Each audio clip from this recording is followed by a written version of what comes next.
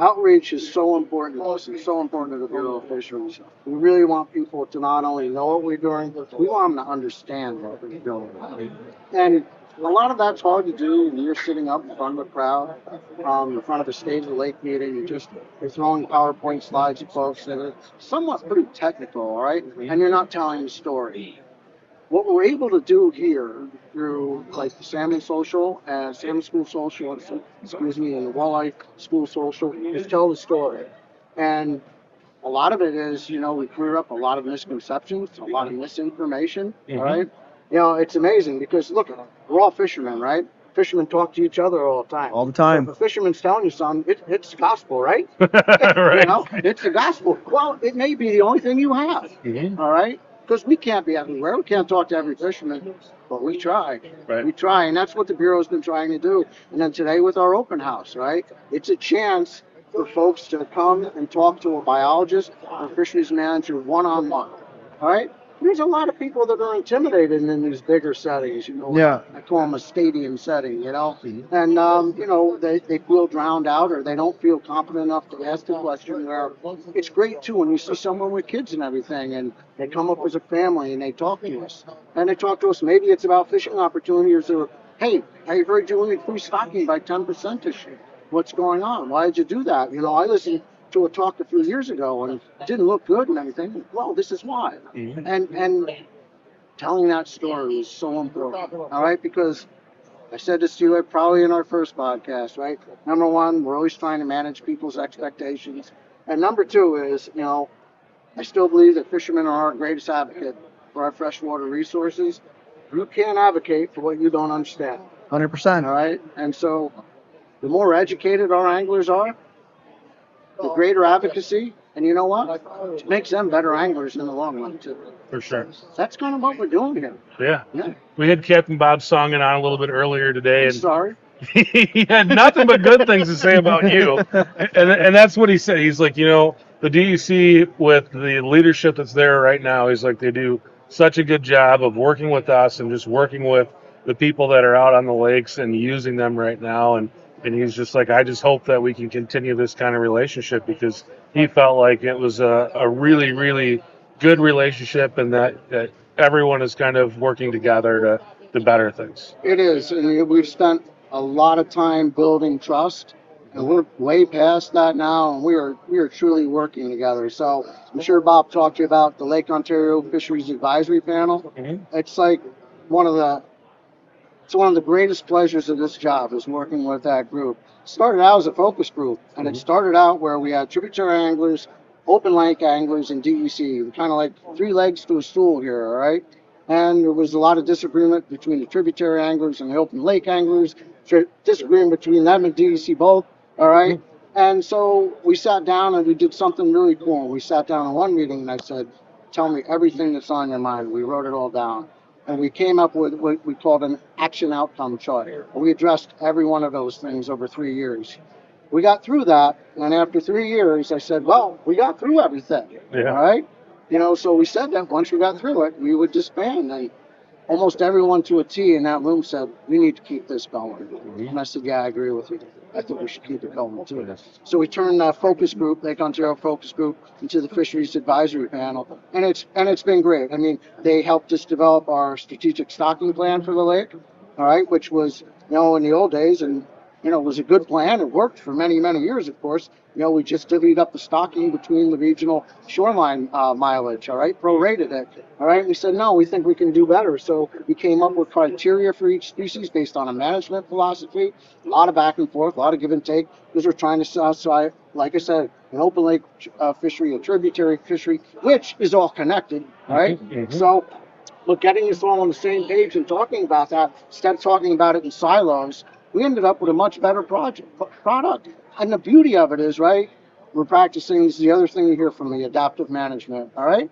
We know we're not hitting the mark 100% of the time. So like with the stocking strategy, we did it, we look at it, we reevaluate, say, you know what, maybe we better tweak that. Okay, let's get together and tweak it for continual improvement.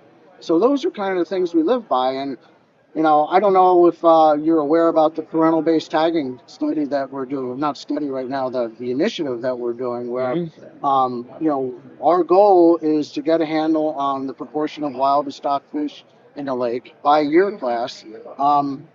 We finally, I think, have got everybody convinced that we are managing a wild fish fishery. I think you and I talked about that a few years ago. That's supplemented with stock fish, and it's something that's on a balance, and we're managing it adaptively. We were looking at all these key indicators such as predator biomass, prey biomass, okay, weight of age 3 Chinooks, all these indicators. And one of them is this balance between stocked and wild fish. And as we get a better handle on that, we can say, wow, we got a really good year class of wild fish that came through. And this year, you know what? Maybe we better back off on stocking, or vice versa. And maybe now we got 2 year classes in a row of wild fish. We think we can bump things up a little bit here to try, and we're never going to keep it totally stable. That's impossible in natural systems, but we think we can manage it. So that's what we're trying to do. Those guys are out there doing that work with us. They took hundreds of fin clips off fish this year for DNA sampling, all right, you know, that are in a lab right now, going to get analyzed. Those guys did that. We could have done it with increased capacity and everything, but those guys did it, and I tell you what, they did a bang-up job, very efficient at it, very efficient, you know, and we're always like, oh, nobody can do it better than us, but no, they did a great job, and now that's going to continue, and they have a vested interest in this fishery, all right? They're a player in it, and we welcome it. We welcome it. Bob brought that up. We talked a little bit about it.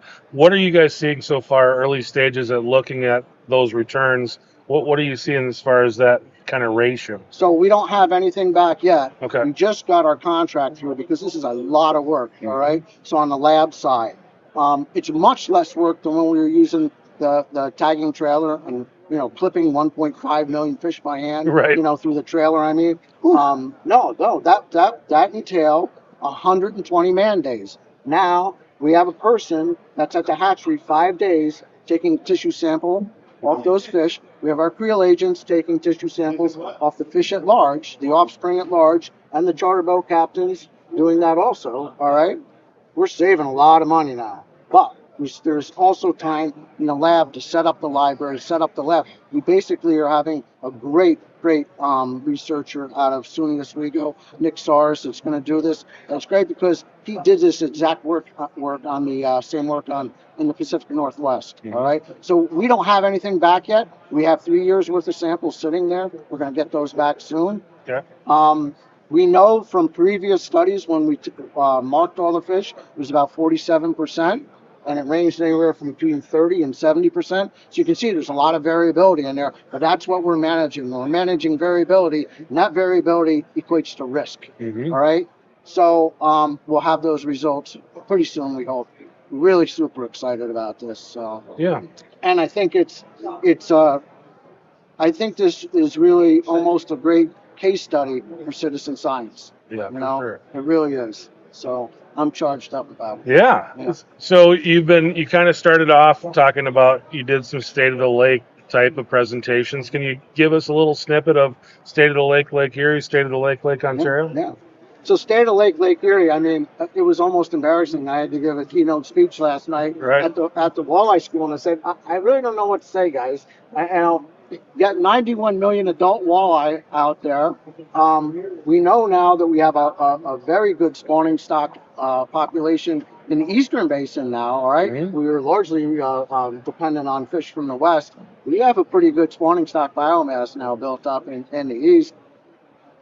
Things are looking really good, not only now, the good old days are now, but the future's looking good.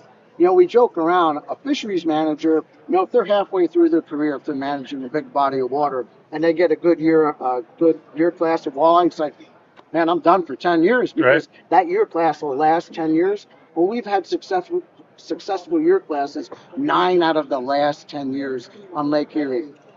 Don't ask me how this is happening. Great odds, though. Great odds. But it is incredible. It is incredible. And we're so fortunate to have this. So Lake Erie is doing very, very well.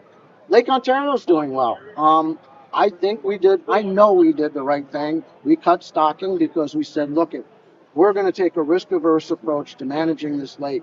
We are not going to have just a bunch of 5-pound Chinook salmon running around. We're not going to collapse that forage space. And you know it was controversial at that time, but the angling public trusted us. We managed adaptively. We looked at data every year.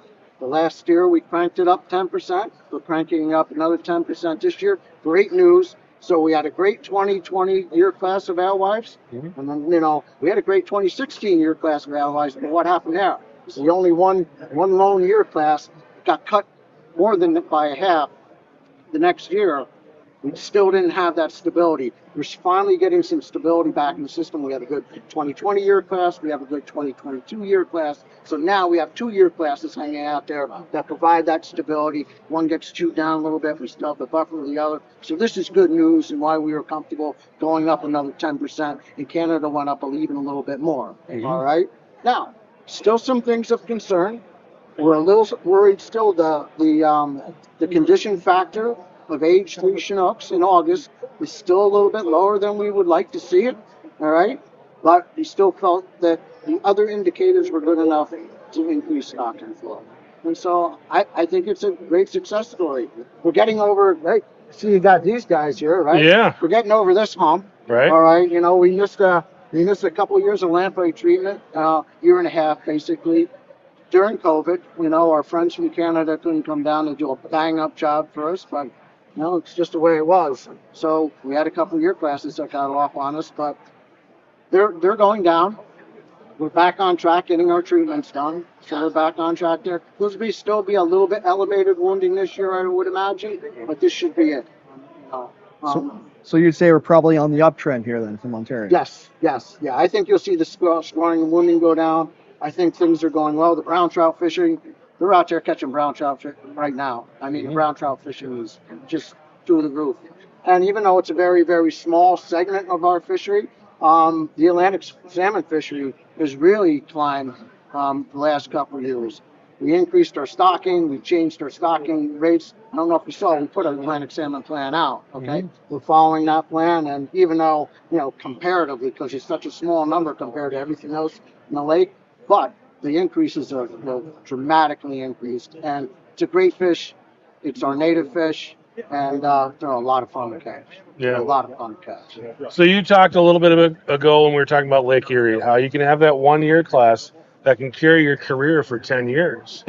That's pretty cool. But at Lake Ontario, when we were talking about salmon, it's a whole different animal because you can have a great year class. Well, it's gone in 3 years. That's right. So how does that make it a challenge for a guy like you? Because you're always having to balance things because those year classes don't last forever. And that's exactly why we practice. It's got to be a data-intensive management system, all right? And that's why this parental-based tagging is so important. Knowing, because we're managing a wild fishery, but to manage that wild fishery that's supplemented with stocked, you've got to know how many wild fish you got out there, the proportion. We'll never know the exact number. We can kind of guess, but we have to know that because we don't want to tip the scale too far. All right, and you're right, because the stocking decision we make today is for 2 and 3 years down the road. Right. That's why when we look at these tagged fish, it's the proportion of the year 1 fish. All right, because the year 1 fish, all right, if we look at that, we carry that out 3 years. That's when the fish we stock this year will be 2 years old. All right, and that's kind of our predator pressure there. Those 2 and 3 year olds. That's what's putting pressure on the prey base. So you're exactly right, and that's why you have to practice adaptive management because it's like this. You're chasing variability. You're chasing variability. So that's what makes it fun, man. Yeah, it makes it exciting, right? Yeah. We do have a question coming in from the audience. This is from Jim Lemon. He says, with natural reproduction in Lake Ontario, there's a rumor of Chinook-Coho hybrid. Is there any truth to that? We have heard of that. I have never seen one myself. It's something I could ask Dr. Connaughton when I get back to the office and get back to you about. I've heard that from anglers. I don't know if our creel agents have seen any or not, but I have heard it. Anything else that you wanted to talk about today that I didn't ask you about?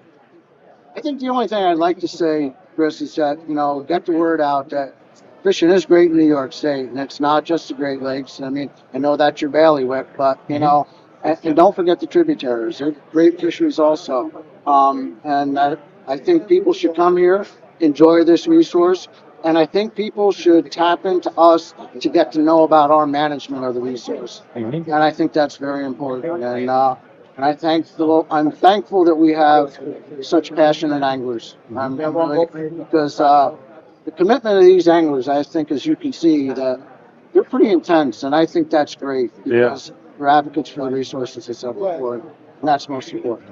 Well, we filmed an awesome video piece in Wilson a couple years ago, and then I'm actually bringing a couple guys from the Pacific Northwest to film some TV stuff. So Great. we're bringing people out here and Excellent. showing them what you got, and Excellent. it's a lot of fun to come out and hang out with Wilson people. in May, that's pretty tough to beat. It's pretty tough to beat. It's pretty tough to Exactly. beat. They're like, we want to go the Great Lakes and catch some fish. Where should we go? We're like, Wilson in May.